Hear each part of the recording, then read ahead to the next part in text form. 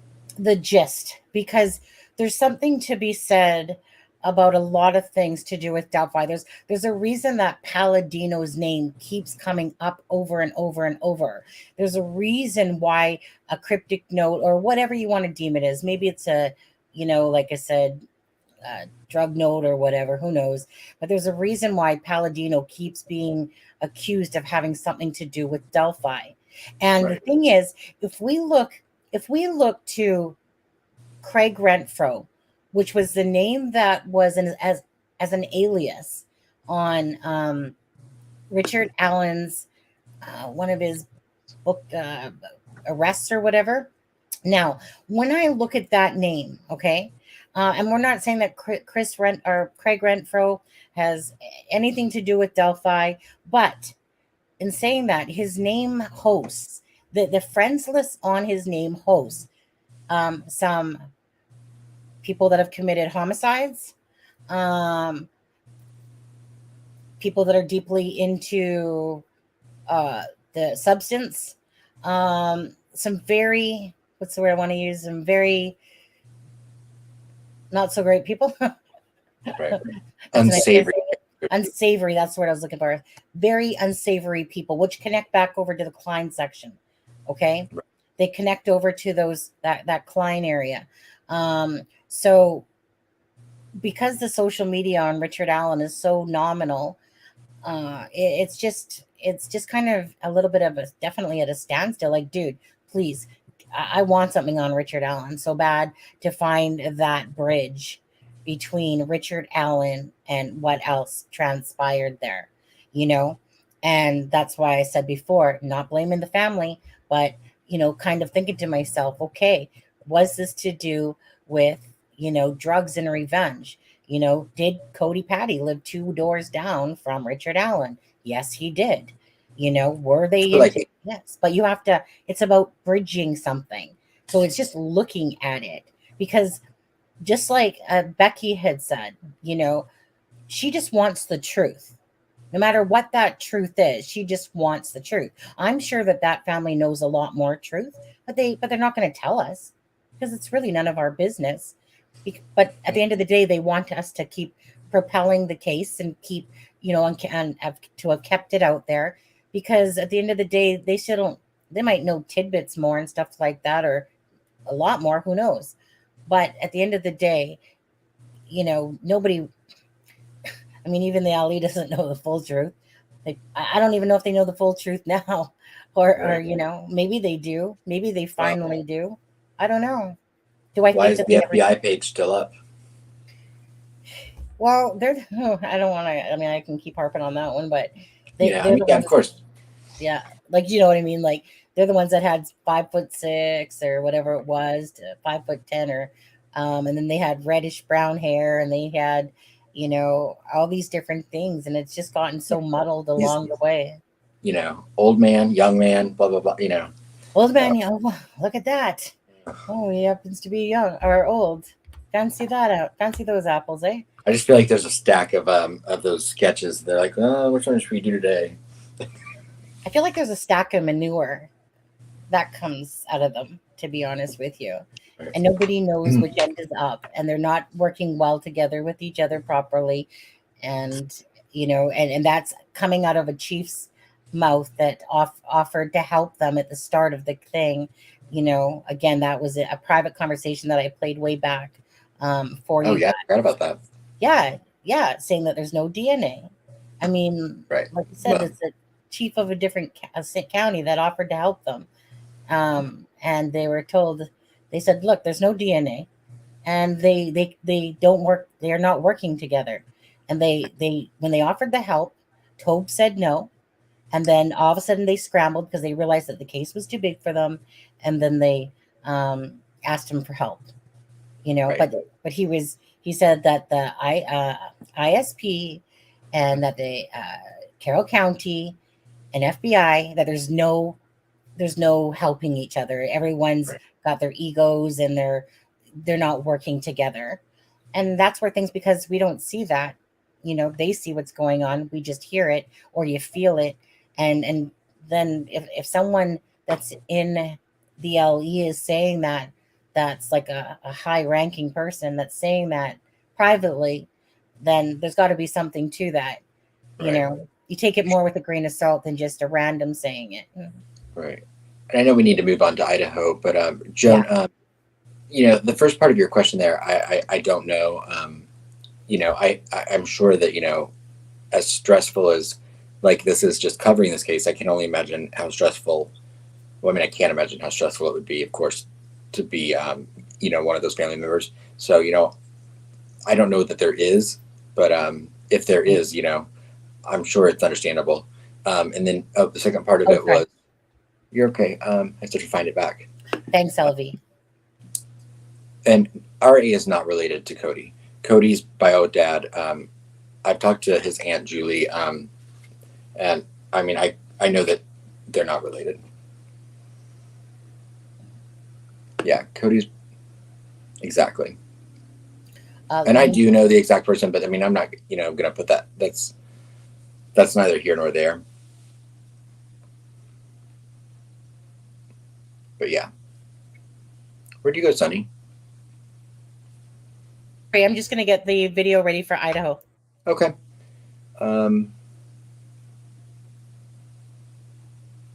Yeah, sees through. I would too.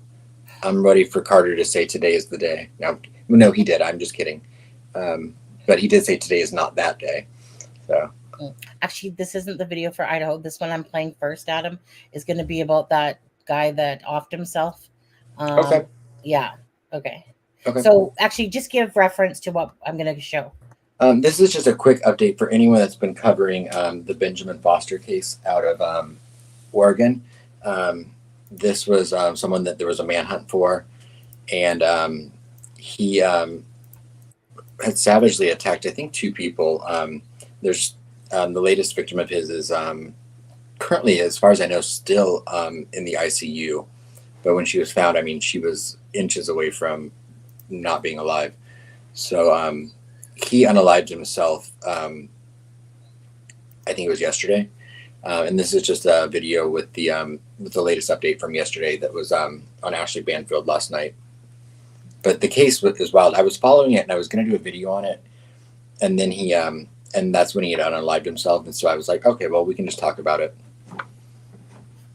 But yeah, so I'm going to take myself off screen and then we can play the video. Yeah.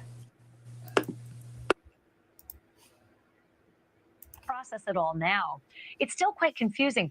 Do you know how he's being connected now to this double murder?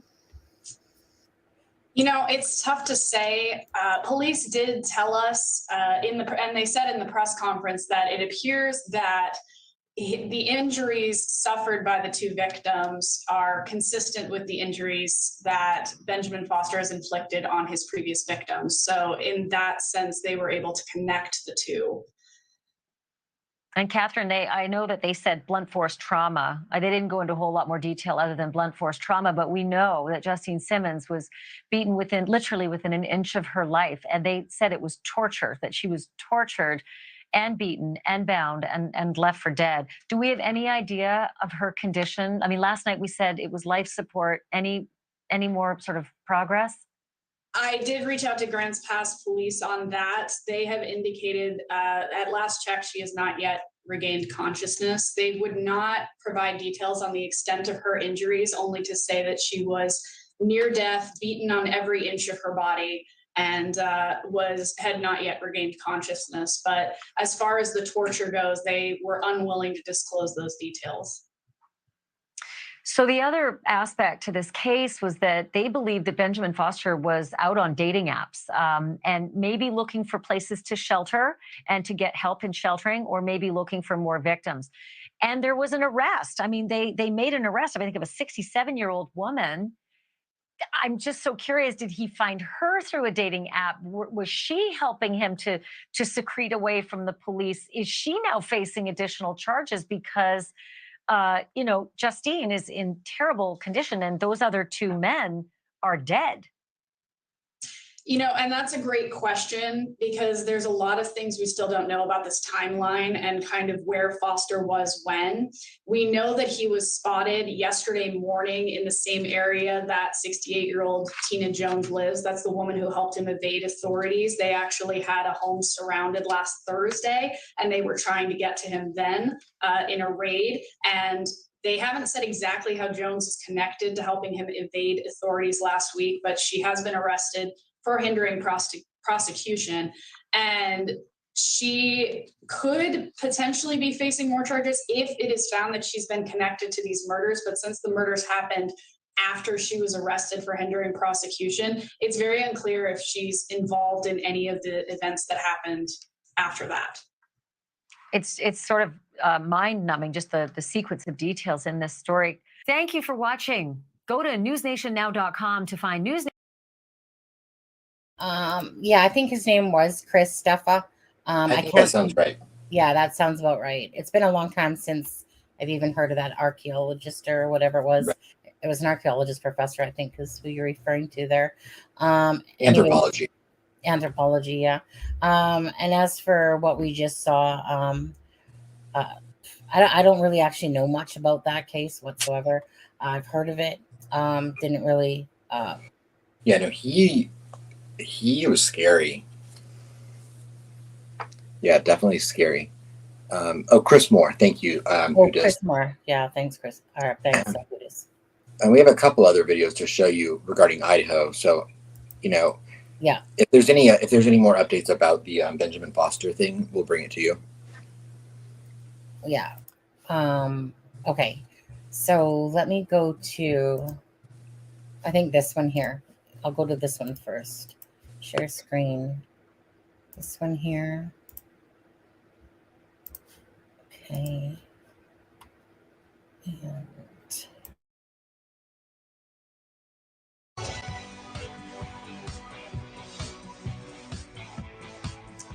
And welcome to this Thursday edition of Banfield. I want to begin with some breaking news on the Idaho murder case. A couple of sources with knowledge of the investigation have told News Nation some details that up until now we did not know. Let me lay a few of these details out, but I do want to warn you that this is graphic information and it is uncomfortable to hear this because we're talking about innocent kids who were killed in that home back in October. And not only that, this is evidence that likely will come out in court at some point. Whether it will be germane to who the killer is or not, that remains to be seen. But it could be evidence nonetheless. With that in mind, let me let you know what these sources have told News Nation. Number one, they told us that the victims, Kaylee Gonzalez and Madison Mogan, were killed first, and they confirmed that Ethan Chapin and Xana Kernodle were killed on the second floor afterwards. And these are some of the other details that they have released. They said that Ethan Chapin was killed in the doorway of Xana Kernodle's room before the killer set upon Xana. The sources say that it appeared Ethan had stepped partly into the hallway where the attack may have begun. These sources also say that Ethan Chapin suffered a slash to the neck. But I have to say that both of these details are in direct conflict with what the coroner had originally told us right here on this program exclusively. And also, they conflict directly with what police have said as well. And those two facts that are in conflict are that all of the victims were in their beds, according to police and the coroner. And according to the coroner, all of the injuries were stab wounds and not slash wounds. So I just want to play for you exactly what it was the coroner said in her words. Were any of them slashed? Were any of their necks cut? Or were these all puncture wounds? Well, it was a pretty large knife, so it's really hard to call them puncture wounds. And they were definitely stabbings. Can you tell me, when you say that they might have been sleeping, were they found in beds? Yes. So those were the facts that the coroner told us. And like I said, it is in direct conflict with what these two sources familiar with the investigation are now telling us as well. That obviously needs to be sorted out and likely best in a court of law as well. Also want to tell you these other details that we have learned from these two sources, that Xana Kernodle put up a fierce fight when the attacker set upon her, repeatedly grabbing the attacker's knife, so much so that she sustained deep cuts to her fingers and that her fingers were nearly severed. Now, that does actually work in comport with what Xana's father had reported to an Arizona news outlet about what he knew. Thank you for watching. Go to newsnationnow.com to find News Nation on your television provider. Okay. Thoughts? Oh, and I need to go back to a question on there. Yeah, I mean, I've always said that, Kaylee and Maddie were first. I questioned whether whether Ethan or Xana were which one was last. I always kind of thought that Ethan was found in the bed, but if this was saying the doorway, I mean, we'll see in time. Okay, so I would say, personally, when you read the affidavit, it says they saw Xana as they approached the room. So to me, that meant she was the first one they saw. Yeah. And but yeah, we always heard Ethan at the start. Well, we heard that initially, and then in the affidavit, it says that Xana was visible as he approached the room. Right.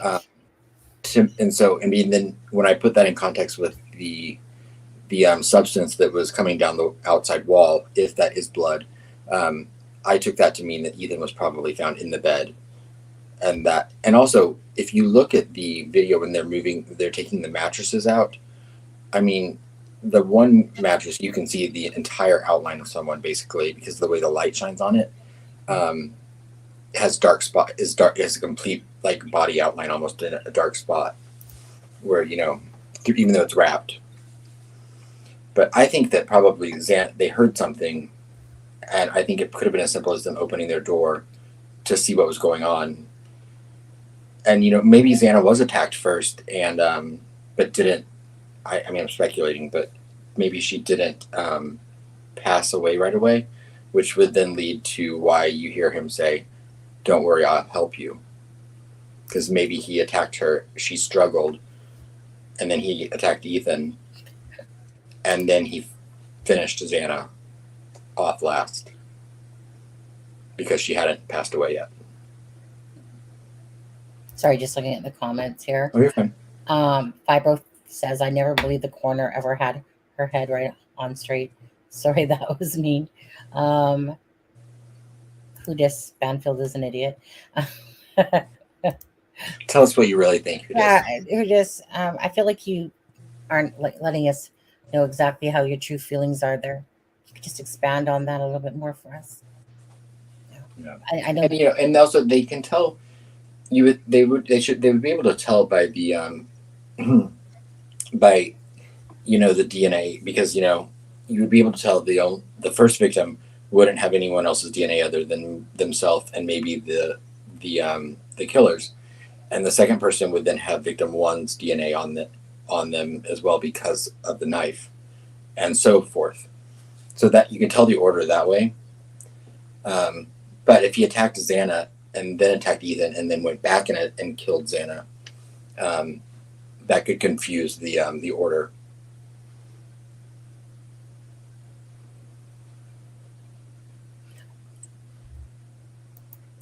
Right.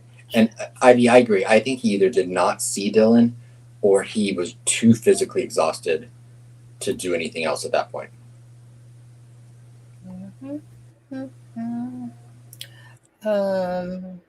Daniel, just quickly, Daniel, if you're still watching right now, I sent a picture for you. Just tell me if you want that or if you want the hat off to the side. Just in case you're watching right now, because I was like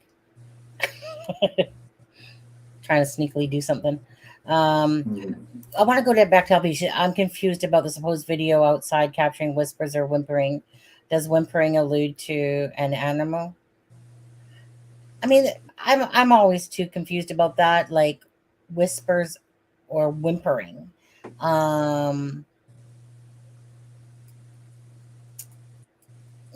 Was a dog whimpering? I think that was Xana whimpering. Or is that right? Or Xana whimpering? Yeah. Xana whimpering? Right.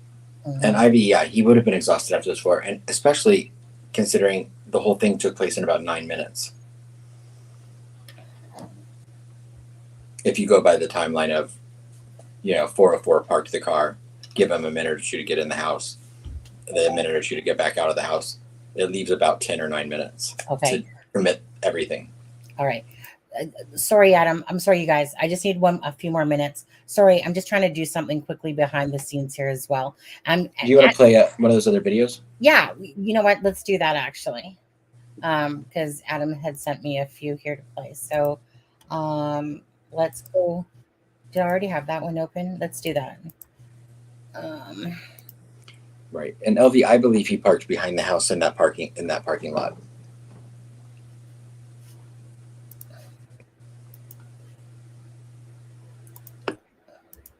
Yeah, I think so as well, Adam. I agree. Okay, so you guys, we're just gonna watch this one. Obviously, it's 4 minutes and 38 seconds long. Okay, and it says, what's the title of this one? Brian Kohberger's attorney offers nothing to show he's innocent. Senator Ann Taylor is still on Brian Kohberger's case. She has not recused herself, and she is back in the news again tonight.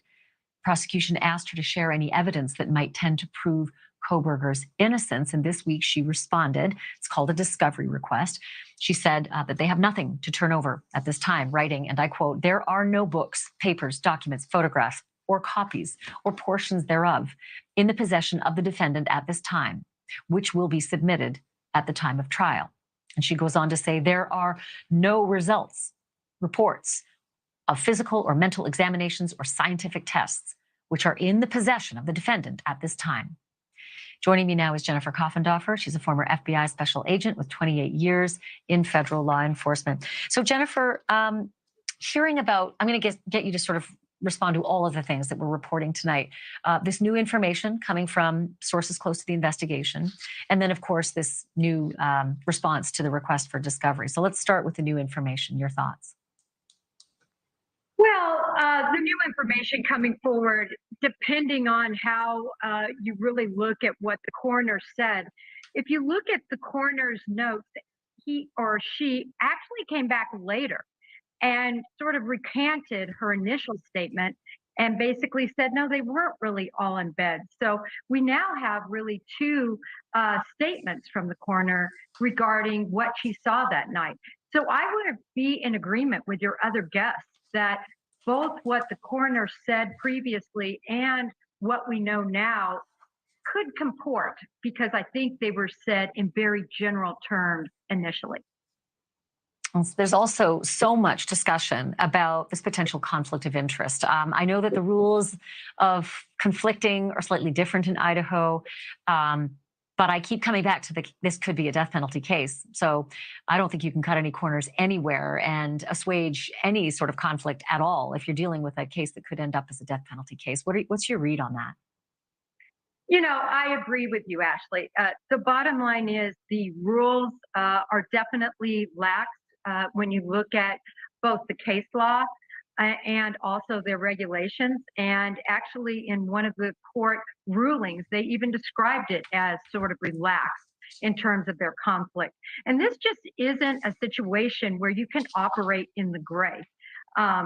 We know that the defense is going to put forward a very strong argument, and that could entail drugs. And there could be a nexus that they try to establish.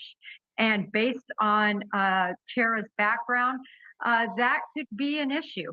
And I just cannot understand why anyone in the abundance of caution would continue to represent. And that there hasn't been any kind of public addressing of this issue at all. Maybe there's been an in-camera meeting, but we don't know anything about it. Last question for you. I want to read you something that really tweaked. This was fascinating in the state's response to the request for discovery. So, to the extent that information exists regarding an informant who is not going to be produced as a witness, including recordings or written statements of an informant, or that identify such an informant, such information is not subject to disclosure. And the state asserts informative privilege and prays for appropriate protective orders as necessary.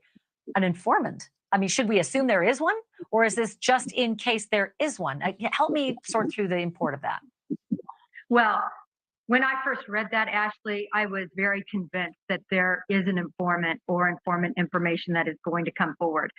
If there weren't, they would have simply addressed that they don't have any such information, and it would have been in the negative. But because it's worded this way, I think that there is some informant information. Well, I can't wait to find out what that is. Jennifer Coffendorfer, thank you. And I'm going to ask you to stay, too, because I have some questions for you a little later in the program as well. I'm going to move on to this other story that we're following, though. It is high drama in the... Thank you for watching. Go to newsnationnow.com to find News Nation on your television. Okie dokie. Jennifer Coffendorfer. Right. She's everywhere, isn't she? Mm. And just to answer, someone had asked, visual snow, it's a form of visual hallucination that's characterized by the perception of small bilateral simultaneous diffuse mobile asynchronous, I could be mispronouncing that, dots usually throughout the entire visual field, but it can be partial and it is present in all conditions of illumination, even when the eyes are closed. And I did do a video about, because I found 118 messages on a message board that I believe 100% are Brian Kohberger, talking about his syndrome that he wrote between the ages of about 14 and 17. And I put the link to the video in both the chats. So if you click on that link, you'll see all of the posts that he made about the visual snow syndrome. But it's really telling about his psychopathic, wait, I can't pronounce it. Psychopathic. What's the word, Sonny? Yeah. Oh, yeah. Don't ask me. Yeah. Don't ask me big words. You know how I feel about big words. I get tongue-tied when I try to say them. Yeah. I think. Hey, thank you, Daniel. We will see you on Monday night. Yeah. Psychopathy. Thank you very much, Miracle Hearts. It's like all of a sudden a cat got my tongue. Yeah. Thank you, Ivy Rose. Thank you, LB. Okay, Sonny, be present. You can do that later. Make me. You're creating. I know you are. No. Yes. No. Yes. Just one more thing. Okay. There we go. You don't like the look of my avatar making noise instead? You know, what I do want to say though is, and I think most of you guys would have seen that video, and if you haven't, is that, remember that phone call that went into T-Rev that a lot of people thought was Brian Kohberger. Now, he never said it was Brian Kohberger for sure, and never confirmed it. It was just someone that was asking this really strange person. But anyways, so that has been debunked. His name is Dave. I did a video about it that was longer, and of course, YouTube made it yellow for some stupid reason. There was no need for YouTube to make that one yellow because there was nothing in it that created it. Then so they finally turned it yellow. That's why I put out a different one that was just, until the other one turned green. I hate that because I still have a video there that's from like 4 days ago. It's on my TikTok. It's called Go Granny Go, and that one's still sitting there waiting to be under review. So irritating. But anyways, so just so you know that that's confirmed. Dave is the person that called in. Dave talked to this show called Hidden True Crime. That person, Dave, doesn't seem to like the T-Rev person very much anymore or whatever, because he made reference to that in the video that T-Rev showed himself with Hidden True Crime talking with him. So why the guy did that, who knows? Like I said, I think Miss Dog Lover said the same thing. I think it was Miss Dog Lover. You know, I mean, the guy could have just said, hey, look, this is who I am. I can verify it, blah, blah, blah, blah, blah. Why do people have to go through much rigmarole? But anyway, so that's been debunked, okay? That's not Brian Kohberger. See, what even caused a lot of this, and this is what we know by the Richard Allen case here, is that Casey, whatever her last name is, said, Brian Kohberger's friend said, yeah, that sounds just like him. So when you have someone putting that out to the thing, and as soon as she said that, I'm like, lady, you got no idea how much voices sound alike, or what you think they do. So, but of course she said it sounded a lot like them, then of course it blew up and, you know, whatever. But anyways, confirmed, it's not Brian Kohberger that called into T-Rev's show. Okay, so if you didn't see that one, then kerplunk, gone. No more questioning about that one. No need to. If Brian couldn't see, or the visual snow affected his vision, there's no way he could drive and have a license. Yeah, you know, that was, I mean, who was it? Was it on Crime Circus or something? And then he said he made a better video because somebody kind of gave him a little bit of poop about what visual snow. And I'm like, if that's how anyone sees, would you even have a driver's license? I don't know. I made a video about the visual snow, and I put all of his posts in there, and they were, to me, they were incredibly enlightening on his psyche, on his psychopath. Yeah. Psychopath. Mm-hmm. Psychopath. Thanks, Deb. Yeah. Deb, don't forget to drop the link for your channel on there. Yeah, was that Helen? I think they came from a website called Tappa Talk. Yes. For anyone that doesn't know. And I think there were 118 posts he made between the ages of 14 and I believe 17. And, you know, he and it talks about even the medications he was prescribed from it. Yeah, but I don't recall seeing any pictures with him with glasses on. There are pictures with him with glasses on. Like shades? Shades are different. No, with I think with actual glasses, but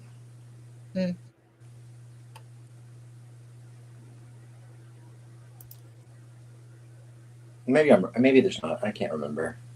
I'll have to think. But glasses wouldn't help if it's like it's like you're hallucinating. Because you would still be seeing, because it's not an actual thing in your vision. It's just something you're perceiving. It's something in your brain. I don't know enough about it. Talk about it. And the medication, one of the medications he took for it, I can't remember the name of it, but it was something that's often prescribed, like Topamax or something. It's often prescribed for migraines.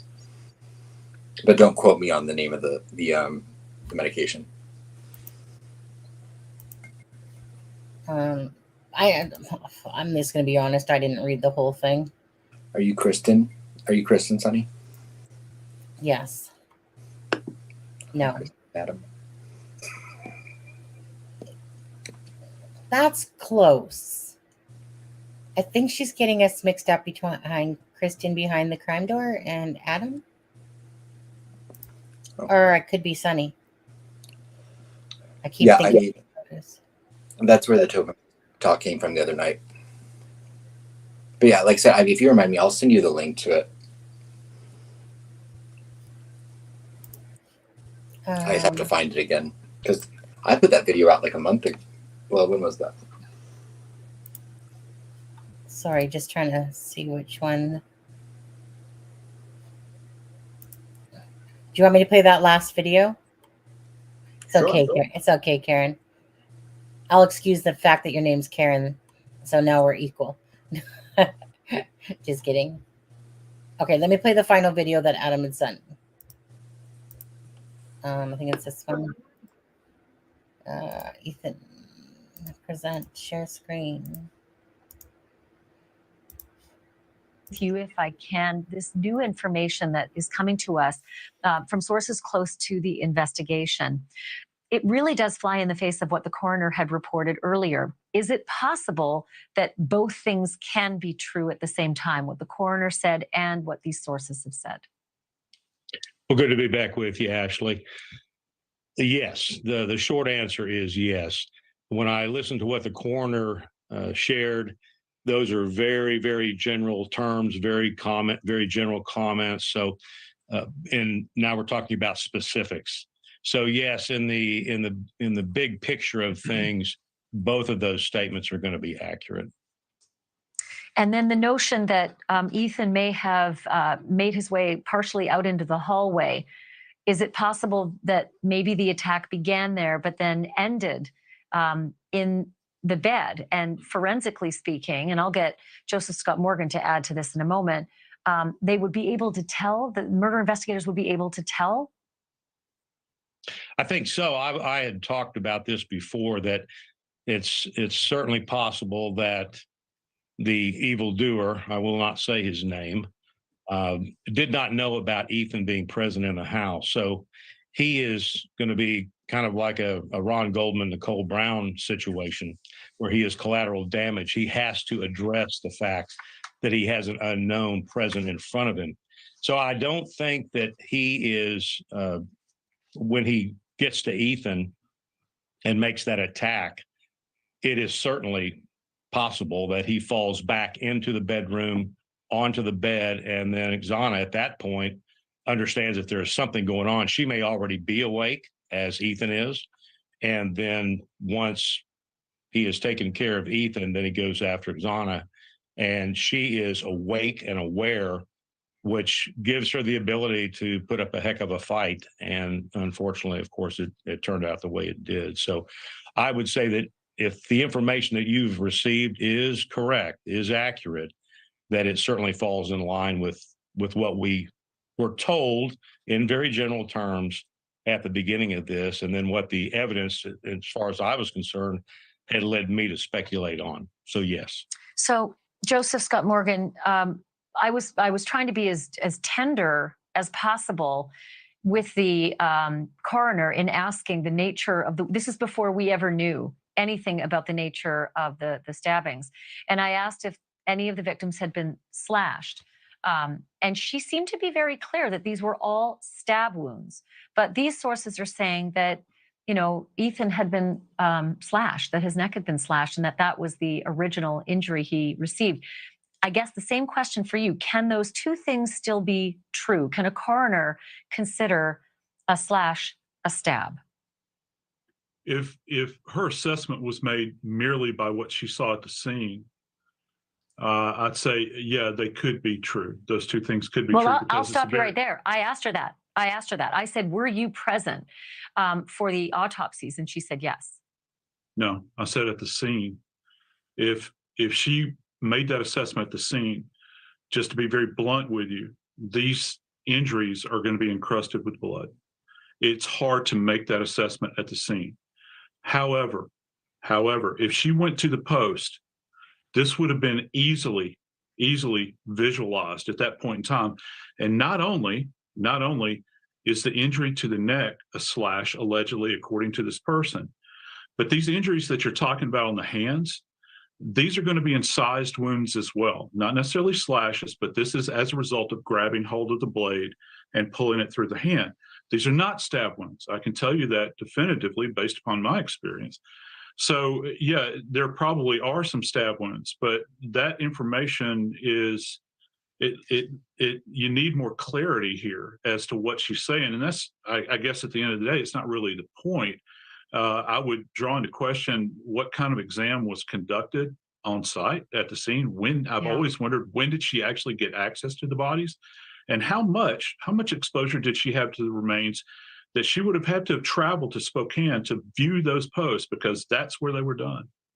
Well, I'll tell you what, I did ask because I know that so much of the reports come in from not only the scene and the logistics of the scene, but also what the medical examiner is able to determine at autopsy. And she said she'd been at both. She was able to confirm the amount of blood in Xana's room was consistent with the injuries that she saw on the scene. So, Phil, I'm going to ask you something that is more about the killer's MO, because Brian Kohberger is alleged to have staked out that home, been there many times. His phone had been there at the late night hours many times. And so one would only reason that he would stake it out that night as well, and that he would know that Xana and Ethan had come home and were there together, as opposed to being surprised by that. Well, I think that's the great unknown here. So we don't know if he was there staking it out and what that time frame was. Thank you for watching. Go to NewsNation now. That last part there, that was my thing as well. Like, I mean, if his vehicle was seen there half an hour or whatever prior, then to me, it's like, I would think that he would have known that Ethan was there as well, just by the Jeep. And you know what I mean? It would have been likely that he would have known Ethan was there. It's all very strange, actually.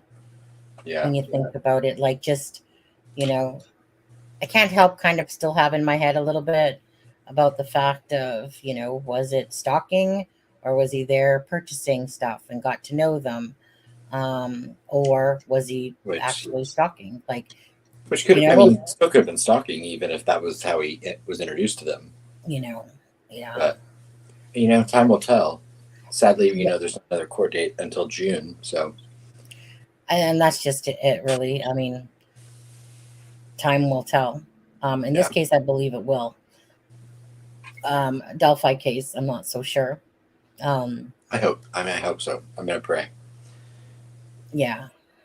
I think that, you know, I think that the truth has to come out with Delphi.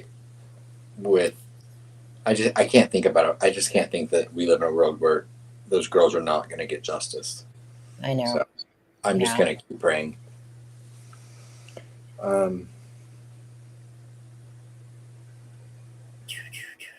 Yeah, Tony, what sources? Right? 4 months to wait and see. Oh, my bedtime reminder is going off, Sonny. Yeah, I was going to say, we're going to wrap this up here, guys. Even I'm getting tired here.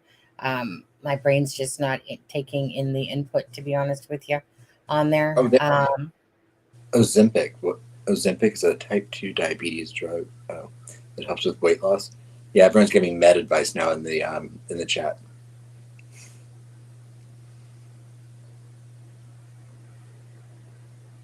I have type 2 diabetes. My weight loss is burgers and fries. Apparently, you just need to take Ozempic. My husband bought some pineapple. You don't see it too often around, at least, but it's pineapple Fanta, and it's really good. And when you look at it, it says 48% sugar. Oh. I want one so bad. I'm gonna channel Deb here and be like, Sonny, no. No. I have a dentist appointment anyway tomorrow morning. My doctor's name has changed. But anyways, you guys, I just wanted to show you a few things. Like I said, it wasn't, you know, anything. We were just kind of showing some of the clips and that to do with Idaho, talk about Delphi a little bit. Tomorrow night will be obviously our actual live. Tomorrow night. Today was just like a YOLO one. Sorry about missing Wednesday on there, thinking it was Thursday. We made up for it tonight. Okay. And, yeah, it's 2 hours. We'll be back tomorrow night. So I think, you know, for an impromptu live, I think I think you actually covered quite a bit. Yeah, there was, you know, lots of little tidbits out there. Austin, I think everyone likes that. Everyone likes, you know, a big rear now, don't they? Yeah. What is that, dump truck? Hey, yeah. Junk in my Hey, Grandma. Yeah. Um. Anyways, so tomorrow we'll see you at 9:30 Eastern Standard Time, and again, Monday we'll be on the Drunk Turkey Show. So don't forget about that. And if you're not subscribed, please consider going over and subscribing, and please hit that like button. And you for us, if you guys, Right. I'll bring up Drunk Turkeys. Again, their channel. You guys, I mean, you guys can obviously Google it too, YouTube it, but there it is if you do want it. And metaphor, yeah, that's what I have, metformin. And for everyone that is subscribed to my channel, if you're not subscribed, please subscribe to my channel as well. I'm Debs. You for everyone that is subscribed and that's been watching, thank you very much. I do appreciate everyone's help in getting to well over 1,000 Well, now. I was gonna say, you should have you'll probably and, get your hours right quick here, like probably by before tomorrow. this live, I was 50 hours away. So if anyone, if anyone could go help out, 25 people have watched 2 hours of this on my channel, then I should be there by tonight. Yeah. So thank you. Yeah. It takes a day or two for YouTube to catch up on that sometimes. It does, yeah, absolutely. Okay, 1 second here. I think that's about it, you guys. Deb, again, if you've dropped your link to your channel for people to subscribe, and don't forget again, Abby and Libby, February 14th is coming up there, and actually that's on a Tuesday. My sister, I'm not sure who's going to be on, but my sister will be joining us on Tuesday. And I believe she's going to be like making some cupcakes perhaps in honor of Abby and Libby. And so she'll make a video of those. And so, yeah, so I was talking to her yesterday about it, and I think that would be nice. Just obviously 6 years for Abby and Libby. Wow, right? Just wow, 6 years. It's a long time to be following a case, isn't it? 6 years, and that's the tip of the iceberg. Yeah. On there. So, okay, you guys. So, you guys have a great night. We'll see you tomorrow night. Thanks again for watching. Please hit the like button if you could for us, and even the share. The share always helps because then other people get to see it as well. So, you guys take care, and thanks again. Yep. Yeah. Everyone, thank you. Have a good night. Yeah. Take care, guys. And thanks again for all the new subscribers that are here and following and stuff like that. Appreciate that as well very much. Thank you. And end broadcast.